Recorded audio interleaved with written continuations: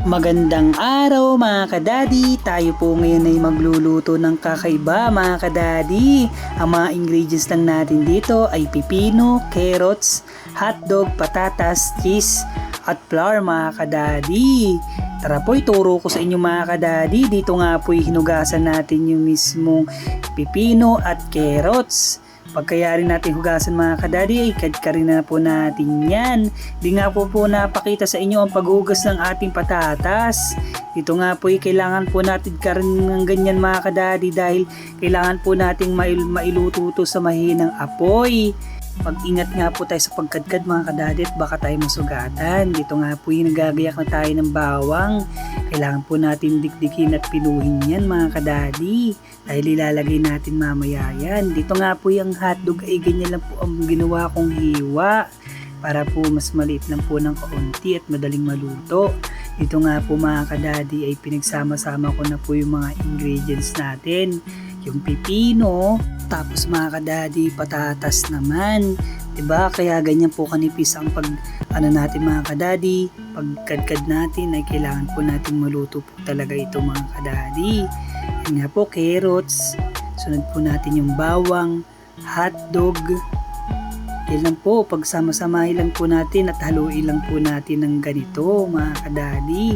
Tsak na mga kadadi, ulit-ulitin nyo talaga ito pag ito'y natry nyo.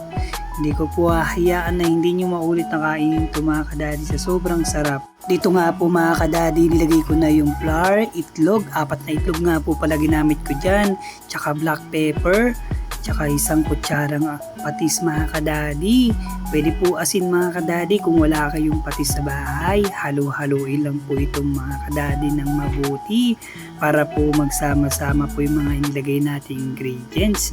Nag-add nga po pala ako dito ng magic sarap mga kadadi. Nasa inyo naman po yun. Optional lang po. Halo-haloin lang po ulit ng maigi.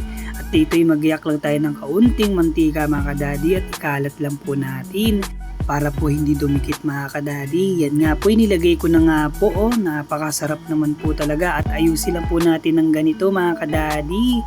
At takpan lang po natin ng 10 minutes or 12 minutes mga kadadi. Pwede na po yun.